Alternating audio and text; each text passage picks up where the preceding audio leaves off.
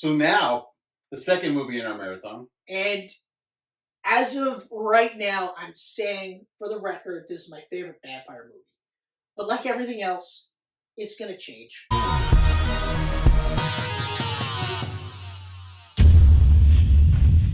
Oh, yeah. You know? Because it's perfect. It's tough because some of these are just so amazing. fucking good. Yeah. You know, but like this one, when I finished this, I felt kind of the same way with Chronos, but more so in the sense that I was like, I experienced this. Yeah. I didn't just watch this movie, I experienced this. And that's probably one of the reasons why I've ranked it so high, is because it felt like an experience, you know? Mm-hmm. But without further ado, Left, Right, One In came out in 2008. Excuse me, it had a budget of $4.5 million. Yep. Box office, $11.2 million. Very nice. Very nice. And that's a testament too, because the critics were saying this should have been better. Like, it should have done better. And it made money. It didn't just break even, it made money. Mm-hmm. But, I mean, for production costs or promotion, maybe it broke even. Yeah. Regardless, it's awesome. Director, Tomas Alfredson. Written by John Juide Lindquist. This is the worst. This is. Oh yeah, you're getting into Scandinavia now. I even included the cinematography in this one, which I didn't previously, and I think I'm going to start doing it more often because we talk about cinematography, and I always talk about it like a director. Yeah. But it is a separate person. It is. The cinematographer goes in and says, "These are the shots." Yeah. The director will say, "This is what I want." The cinematographer comes back with, "Here you go." And the good ones are the ones where they go, "Here you go," and the director goes, "Holy shit." Yeah. What? It's either, "This is exactly what I wanted," or "Fuck, man, this is so much better. Shit. I can't wait to take on the credit." Yeah. Or they go, "This sucks dick." But either way. So the cinematographer, and I wish I didn't include this on this one, but it's Hoyt van Hoytema. Okay, so the cast, it's there's so many, but I kept it's a massive cast. The tight core. So yeah. Oscar, played by Kari Hedebrandt, or Hedebrandt. Mm-hmm. Eli, played by Lena Leader-Sassoon, but she's voiced by two different people. Oh, interesting. There's a woman who voices her as the young Eli, or Ellie, sorry, and then there's a woman that voices her as the old Eli. Ellie, Jesus Christ. Then there's Hakan Per Ragnar. What was his name? Hakan? I'm not sure how to pronounce it. Hakan! This is going to go like, this is great. So, Hakan, right. And so basically Hakan is Eli, or Ellie, Uli. It's because it's E-L-I. Yeah. So Ellie's handler. Yeah. So, primarily, Hakan is the person that gets blood for her. The father figure. Right. But I got a theory about that. Ooh. Locke, played by Peter Carlberg, and Virginia, played by Ika Nord. And then the rest it's just too many lists. It's too many. Because it's massive. Yeah. Surprisingly massive. I remember looking at it and going like, fuck you. There's no way I'm writing out this much. Here's the top 7. We'll go with that. They listed everybody. If somebody looked at the camera, they got credited. Like, they were on the list. Okay, so the story, basically, Oscar is a young boy living with his mother, a single mother, and he is mercilessly picked on by bullies. And he meets Ellie, a strange girl, and this is in winter. So he meets her outside at night. She's not wearing a jacket. Mm-hmm. She's barefoot. And they become friends, but Ellie has some dark, dark secrets. We spoiled relentlessly. But she's a vampire. Yeah. What? She is a vampire. One thing I did not notice watching this movie, but it wasn't until I went through the Wikipedia for the actors and stuff. Yep. Was it's set in the 80s. Yeah, I guess it would be. I felt like it was set earlier on. But... I remember thinking like it was obviously set earlier on. Yeah. But then I was like, it's also a fucking like Danish movie. So I don't know what the community there is like. exactly, and it felt like a very rural spot too. Like Mhm. it didn't feel like main city, Yeah. you know. So Yeah. it was like, um, you know, like there's no cell phones or anything like that, no computers, blah blah blah. But I mean, that just could have been a conscious choice. But the fact that they it's like '83. It is literally set in '83, and I was Oh, like, cool. oh shit, okay, well that explains everything, Yeah. you know. Yeah. But especially because like a lot of people are dying in this city, and there doesn't seem to be any cops showing up. I thought about that too. Like, there's a lot of fucking homicides going on there around here. At one point in the movie, Hakan has a boy kidnapped. Hmm. And, oh, sorry. So his method is typically he will kidnap somebody, he will hang them upside down, either in the bush, brightly lit bush, by the way, which Yeah. obviously just for shooting purposes. Middle of the bush. But I remember thinking, like, it's pretty bright out for nighttime. But I was like, just for shooting purposes, Chris, come on. But the other one was he had a boy. Like, the last kid that he caught him in this school, I guess. Hmm. Had the same thing, had him upside down. He was going to slit his throat, drain the blood in a bucket, and then give it to her, and Ellie's going to drink it. But no one, like, even after the kids get away, Yeah. like, yeah, the guy got, I don't know, did he get arrested? He was in the hospital because he poured the acid on his face. Yeah, and I'd say he was arrested. right, yeah, In the hospital. he was in the hospital. Yeah, but he wasn't cuffed. His face is melted off, so. But regardless, very like it kind of reminded me of Crow City of Angels. There's not one cop in the entire movie, but people die Yeah. horrifyingly, and it's like it is Well, run. there's a couple cops, but they suck. They're not. I don't recall seeing any cops in the entire movie at all, ever, They're not doing a very good job. ever. Okay, the first Crow, there was cops. It was actually a part of the story. Oh yeah. Like even Oh, yeah. even if you say no to Ernie Hudson, you take him out. There's still cops in the movie. Mm-hmm, mm-hmm. Not in City of Angels, and not in this movie No, either. no, nothing. In No City of cops Angels. at all, which is funny because, and now this is what I'm saying. So, because you're saying the American remake with Matt Reeves, it goes to the source material, and it does because in the climax of the book, it's actually the cops going to the apartment. We don't get that. Yeah.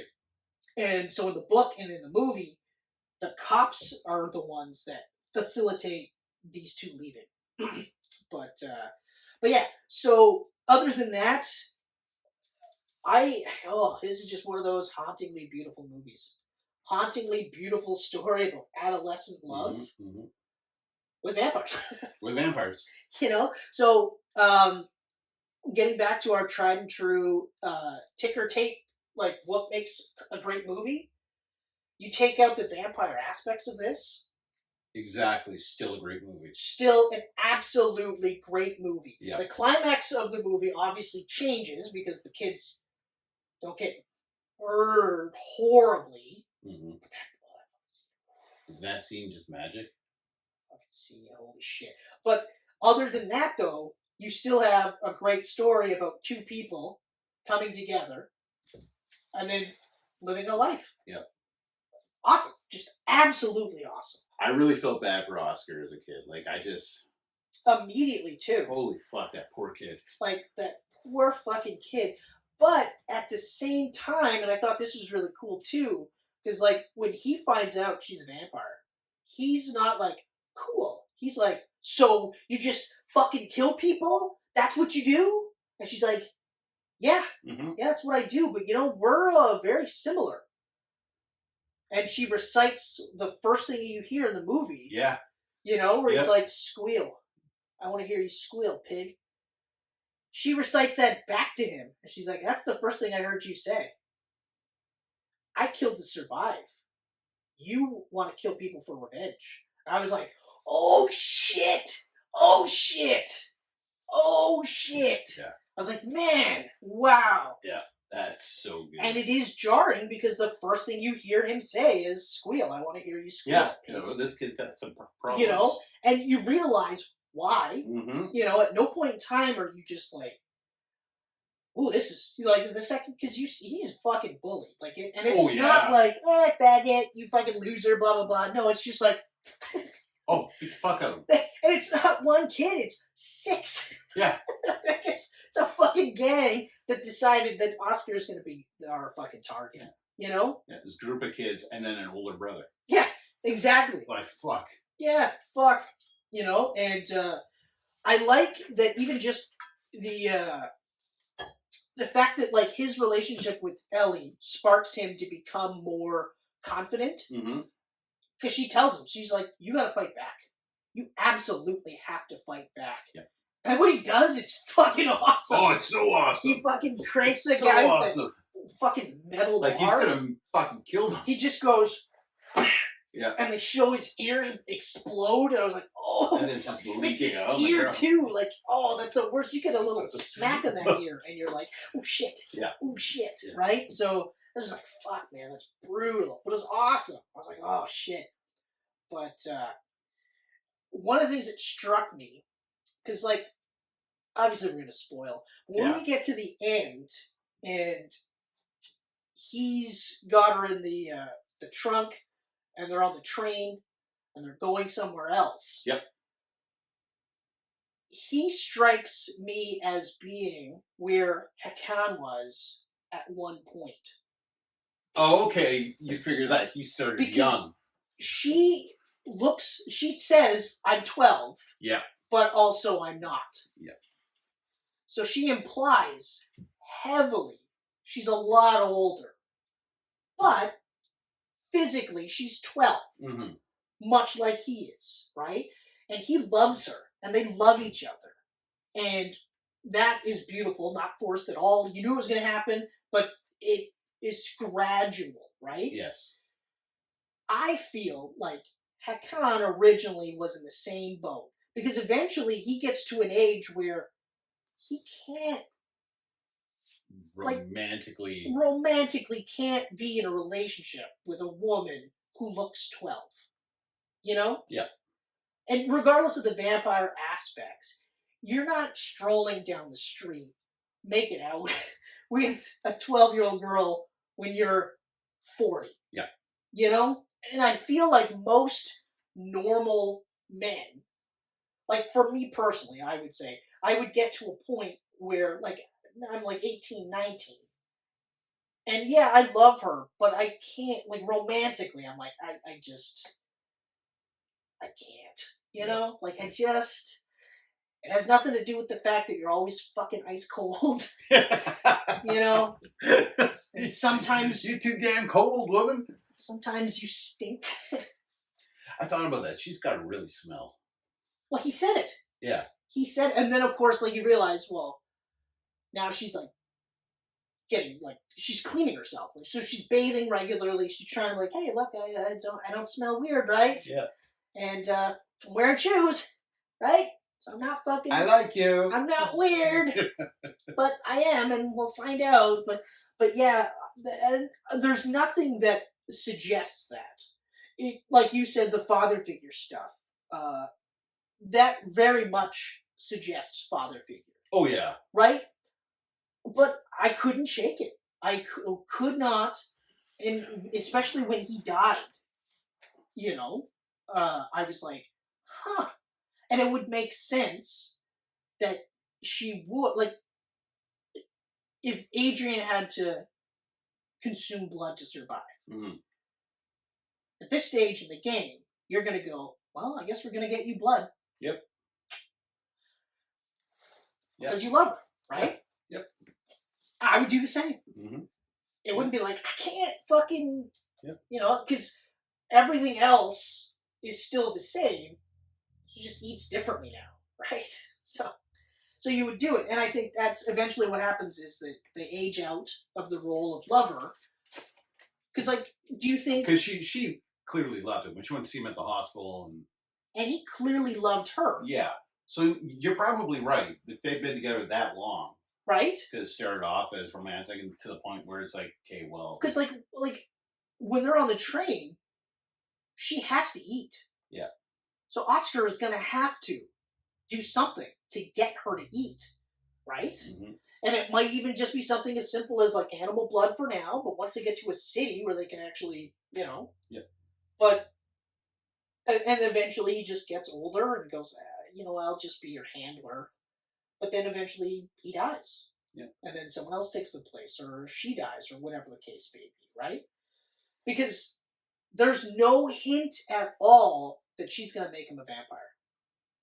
No. At all. And on top of that, there's no indication that he wants to be a vampire. He just wants to be with her. So. Could be different with Oscar.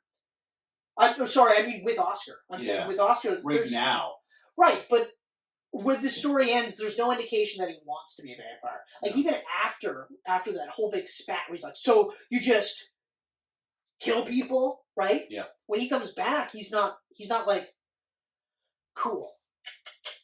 Mm-hmm. Make me like you, and then we can be together forever. Yeah. No. But he loves her. Mm-hmm. Little kiss is what he said. The last thing he said to her was little kiss in Morse code. So, yep. Or small kiss, I should say. But that's my take. I could be completely off. I really like that take, and I think there's a very good, smart movie in there alone with that take. Like, how would you, if you were with a vampire at a certain age, and you're that age, and you age and they don't, like, how would you deal with that over time? Yeah, like, I remember in another really great vampire movie, Interview with the Vampire. Excellent film. When Kirsten Dunst realizes that this is the shape this is the version of that she's always gonna be, she's not like, yes! Yep. Fucking rights! I get to be a 13 or not even, I think, like 11-year-old girl. Yep. I can be an 11-year-old girl until I die? Woo! She's like, fuck this shit. Fuck you. Like, she's furious. Mm-hmm. I would be too. I'd be fucking furious. Well, because, like, if I'm a 13-year-old boy for however, like, and they don't give you an idea of how long she's been alive, but she implies several times it's a long time. But it seems like her mentality never like matured. You know what I mean? Like, it seems like she's still a 12-year-old forever, rather than acting like she's actually in her 60s in a 12-year-old body. Right, and because you would think if mentally you matured, you wouldn't want to be with a 12-year-old. But she's also incredibly isolated too. Yeah. For obvious reasons, she has to be. She can't just stroll around. And also because of, like, the only time she can go around is at night. Mm-hmm. And if you're a 12-year-old girl at night, people are going to go, where's your dad? Where's your parents? What are you doing, right? So I could see that be like it's a stunting emotionally. Because how could you, right? Mm-hmm. But yeah, you're right. Like, she's not a 300-year-old vampire in a 12-year-old body. Right. Certainly doesn't act like it. Right. But there are aspects that she is a bit more adult because of the nature of what she is. Like she says, I need to survive. You were going to kill for revenge, right? She's smart enough to know, like the scene under the bridge. She's smart enough to know, in this particular case, I just pretend to be a hurt little girl. Mm-hmm. Nobody is going to go, I don't know what's something weird about this. She's got to be the one ripping people up around here. They're going to go, oh, I'm going to help this girl because whoever's been tearing this town apart, because the cops aren't around, this could have been, they could have attacked her, So, yeah, you know what? I think it's a combination of things, really. But yeah, you're right. Mm-hmm. You're right. So I think it's more of a stunting, not so much a lack of maturity. Okay, stunting, yeah.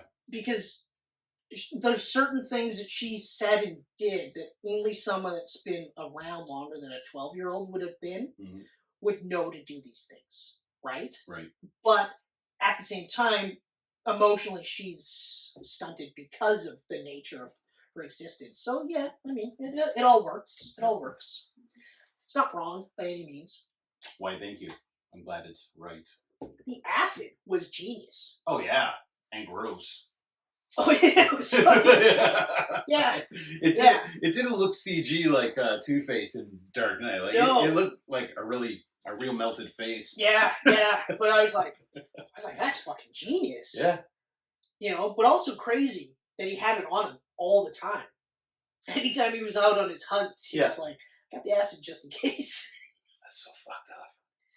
You know, and then like, oh fuck, and then he gives himself to her. Yeah. Which was awesome. I was like, holy fuck.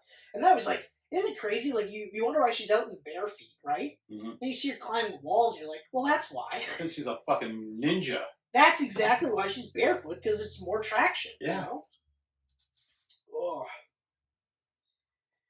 Oh. Yeah, just fucking masterful. So Yeah. So visuals.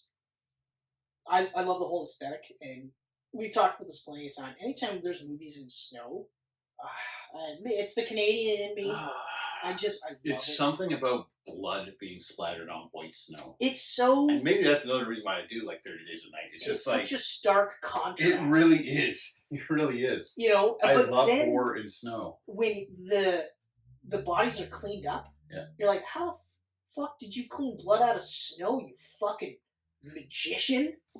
Because what? Like when they're bringing the guys back to the body, like, and then there's nothing there. You're like, how the fuck did you, a normal 40-ish year old guy, do this when you had to drag the body? Like, I mean, obviously, yeah, okay, so it's frozen, so it's not going to be leaking blood when it's frozen. Yeah. But even just the drag trail is gone. Like, that guy, he's fucking good. He knows what he's doing. He's fucking good. He's been around a while. But I will say, like, visual aside, I've said this a couple times, but that scene where he's got the dude hanging upside down in the bush, like in the forest, and the dog walker is there, I was like, it's fucking hysterical. Like, it's so well lit. That it's like, it's so bright. Like, how do you not see from like 20 yards away? Like, I don't know what's going on over there, but it looks like there's definitely a dude there. Hanging upside down. There's another guy there. I don't know what's going on exactly. That's a knife that he just pulled out. I don't know what's exactly going on. And I mean, I get it because it's nice. And it's in the middle of the bush. Yeah. Hey, I want to take the dog for a walk in the middle of nowhere. The middle of night. In the bush. Yeah. You know? And then, yeah, like, I like that you really just got the blurb on the radio. It's like, dude was found with his throat cut. Yeah. You know? And in other news. Yeah. And in other news. Police nowhere to be found. Yeah. at least if they would have said something like, like... They're on strike. Or, like, we're waiting for the, rural police to show up because of... I was like, Jesus fuck, man. Wow. Oh, man. Wow. Yeah, no, but visuals are fantastic in this. I go back to Hauntingly Beautiful all the time. Yeah. But one of my favorite death scenes is the bridge. Oh, yeah, with the way the shadows were and everything. And yeah, because, like... really well done. They don't do too much, really, to show that she's a vampire. Yeah. Right? They just tell you that she is, right? And of course, like, the blood and stuff like that. But even, like, when she jumped off the one height, they did that really well. Like, it didn't look like wire stuff. But when she attacked that guy, there was a weirdness to when she grabbed onto him and then swooshed around to his back and then bit his throat, which I was just like, holy shit. Like, it wasn't, like, it looked like she was crawling around him. Yeah. But at the same time, incredibly strong because he couldn't fucking do anything. And it was like, I was just like, fuck, like almost stop motion, just the way they shot it. It was just. You're right. It has that weird like otherness like to it, clicking. Yeah. Like just a weird like spring, and then all of a sudden it's just like you can almost feel like bones breaking while he's. But then like, I was like, man, it was like the best fucking death scene. Like, yeah, the climax death scene was awesome. So good. So good. We see the fucking, he's underwater, you see the feet go across the... No, I was talking about, like, sorry, I didn't mean, it's when, what's his face, Locke gets killed, when he goes to the apartment. Oh, yeah. For some reason, he just figures it out and goes, there's something going on with her. I was just like, holy holy shit. And so, like, his death was crazy. Yeah. But that was the best vampire death, period. But, yeah, the fucking, like, the pool scene. The entirety of the pool scene. The pool scene. And this could go into cast and direction and everything, but, like, Yeah. that whole scene. Like, he's holding that down, like, the head down. So you just see Oscar's face in this pool. Yeah. But you can kind of hear something. And I was like, oh, shit. The muffled Like, I scream, knew like, it, too. I knew it the second, like, they were there. I was like, oh, she's going to fucking tear them apart. Yeah. I knew it, okay? Telegraphed from a mile away. But I couldn't have told you. It would have been like that. How it was going to go down. Okay? And I'm so happy the way that Thomas did this and the cinematographer, where they were like, the older brother is going to hold his fucking head down, and you're just going to get his shot, and then you're going to hear some stuff, then you're going to see a head get fucking thrown in, and you're just like, holy shit. And then at that point, I was like, that hand is just going to come off. And it sure enough. You know? And again, like, you telegraph, you call it, whatever you want to say, but it was still just like, holy shit. And you get up, like when he finally gets up, and you see the aftermath. You see the headless torso, and the one kid who was already, like, getting to a point, he's like, guys, like, I really don't want to. And he's sobbing. Yeah. He's just like, fuck. I was glad they didn't kill him. Yeah. But I was just like, holy shit. Like, wow. And of course they have to leave. There's no way. What are you going to do? There's no way. That like, kid there. You know, like, Oscar can't just be like, yeah, it was a friend of mine, and she killed all those people, and it was the hottest thing ever. I couldn't have been harder. I was just, holy shit. Baby. Wow. God damn. Vampire sex after she kills everybody to save you? The best sex ever. Yeah. When you ask for a head, you get actual heads. Yeah, exactly. It's like, she was doing shit I never even knew I wanted her to do. Amazing. Woo! There was squealing, let me tell you. Oh, yeah. I squealed like a little fucking pig. Ow! But that ending where they do the Morse code small kiss, I was like, fuck, that's awesome. That was awesome. That's such a great way to end this movie. So fucking good. The cast, simply incredible. Yep. Chemistry was palpable. There was not, it's crazy because, like, we don't know who the fuck these people are because we're not European. So we don't see European in that aspects, right? So these guys could all be just amazing actors. I have no idea. I'm basing it off this, but yeah, amazing actors. Yep. Like, you felt for Oscar the second you met him. You were rooting for him the entire time. You even, like, for me, I don't know about you, but even I kind of feel a little bad for him because the first female friend he gets, is a fucking vampire. Yeah. So you're like, there's a little bit of, like, it's a doomed relationship aspect to it. And especially, like, my take, where eventually he's going to age out and become Hakan, or now he's just the handler, you know? And part of the reason I felt like that is because it looked like there was a bit of bittersweetness to him realizing that she's hanging out with Oscar. Because it's not just like, oh, hey, you got a friend. Great. Or, hey, you're a fucking vampire, so you can't do this. But it wasn't like, it was none of those things, but at the same time, it almost felt like a tinge of jealousy. But at the same time, what can he do? Yeah. You know? Exactly. Because I physically, I'll say this for the record, I physically could not have sex with a child. Oh, fuck no. Like, just, so for me, to get to that point where all of a sudden you're looking at it, you're like, sorry, Ellie, I can't do this. And she has to sit there and go like, I get it. I mean, I totally get it. And not even to imply that this is a sexual relationship. But eventually it will, because he does say, like, girlfriend. She says, yeah. Yeah.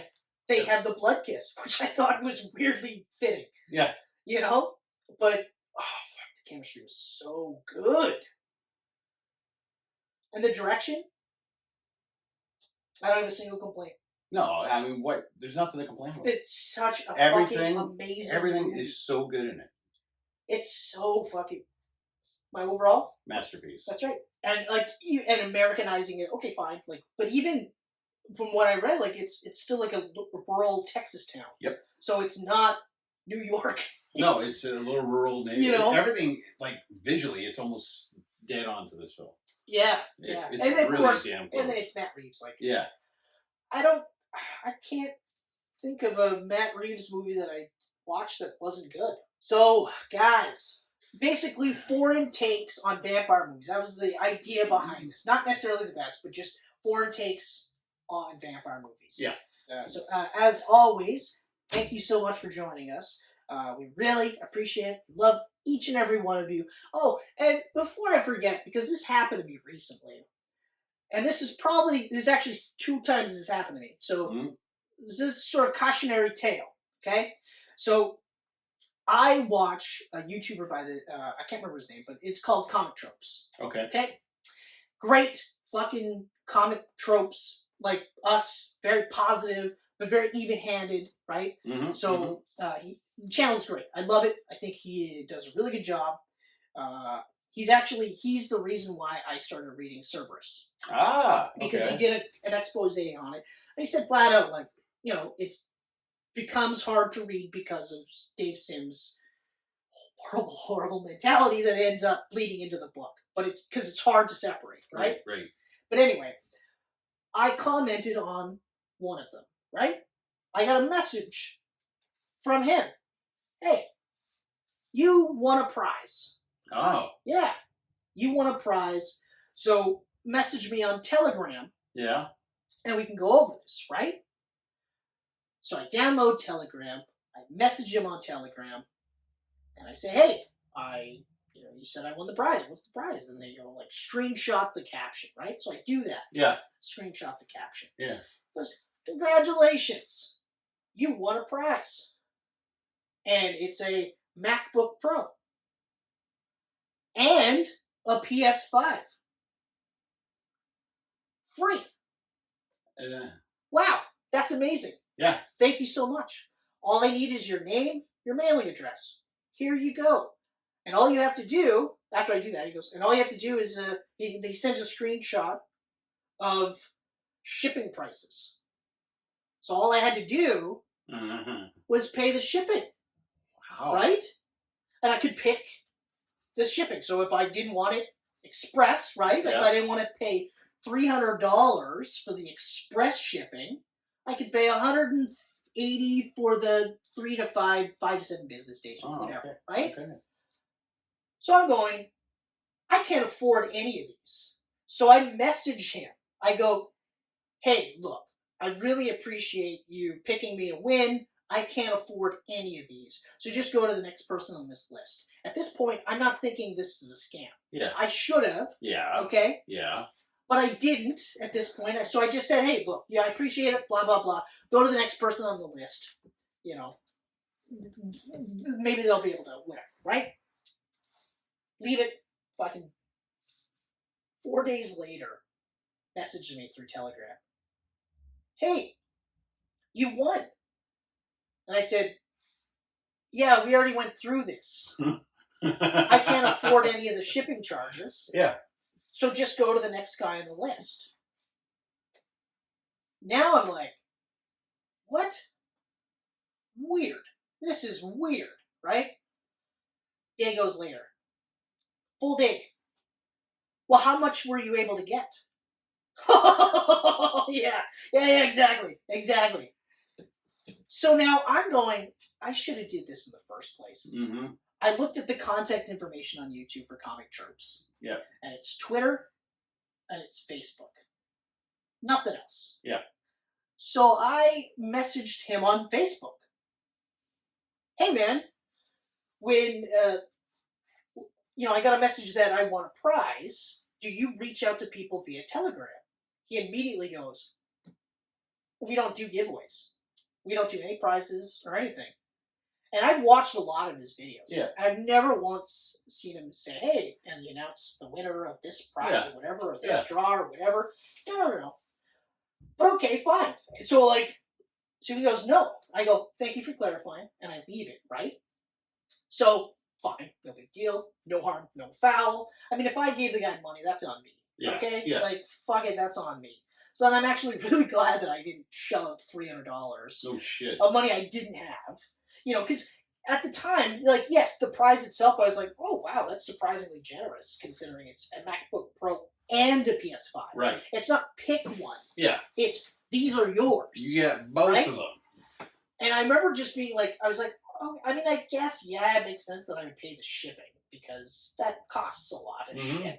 Not necessarily a prize, but okay, I mean, whatever. He's shipping it from his house, right? Yep. Weird that I have to download Telegram with the end-to-end encryption, so I can't.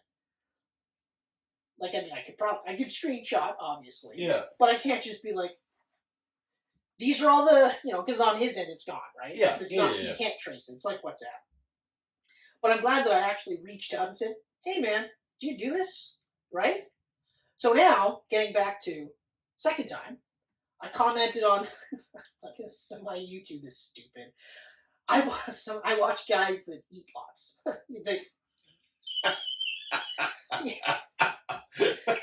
Fucking guys. I watch guys that huge. That shovel fucking food for competitions, you know, for prizes, stuff like that. And the guy's name is Randy Santel, okay? I watch mostly because I find Randy Santel to be a very entertaining, seems like a nice guy. Yeah. I even watch his fiancée, who does the same thing. Katina Eats. Okay? So Randy Santel and Katina Eats. They're both just great. Like, I love the videos and stuff like that. It's disgusting to watch them eat, but I like it, so I watch it. I commented, that's a really nice shirt. Well, today, did you win a prize? I won a prize. To message this person on Telegram. So this time, so we meet again. I respond to that comment stating that I won. Let me guess. I won a MacBook Pro and a PS5, and all I have to do is pay the shipping? I haven't heard a response yet. So, that's a very long-winded way of me getting to the point. If at any point in time, one of you decides to comment on any of our videos, and there's a comment, a reply that says, you won something, it's not from us. No. It's 100% bullshit scam. We don't have anything to do about that. Yeah. When we give giveaways, we announce it. Rare. It is rare, but when we do, we will say to the camera your name, what you won, and when to expect it. We will cover the cost of shipping to send it to you. Also, you're never ever going to get a MacBook Pro out of us. You're never getting a PS5 out of us, okay? You're not getting a fucking TV, anything that's beyond some fucking thing that we've already got here. You're not fucking getting it, okay? And also, just in general, if you get any messages from YouTubers and they want you to do Telegram, don't try to reach out to them as through YouTube if you have to, but look, most of the time they'll have other contact information. We tell you explicitly, we're on YouTube, we're on Facebook, we're on Instagram, we're on Twitter. We tell you that we are also on SoundCloud, Google, and Apple Podcasts. And I forgot this in the last video, we're also on geekpantsmedia.com. That's like 7 or 8 different methods of you to contact us. We will not contact you through Telegram. We will not message you through the YouTube comments to say you won, especially anything beyond what you see here. Hell, it could even be the shirts off our backs. It'll never be a fucking PS5, a fucking Switch, a TV, a Blu-ray player. No, nothing at all. Nothing at all. And you'll never, ever have to pay shipping, okay? So because I already listed the ways that you can contact us, that's how you know where we are. So I've already covered that. So thanks again for everything, guys. We love you. Thank you. We love you. Beware. And beware, yeah, beware. Beware. Yeah. But also, keep watching. Yes. Because there's more to come. And you might win a prize. That's right, you might. But we'll tell you like this. We'll say, hey, Kevin Durant, you just won a prize. Congratulations! Good for you. Expect the It Takes One book by Kate Kessler, previously enjoyed, in the mail. Yeah. That's it. Yeah. That's all. That's it. Thanks again, guys. You're the best.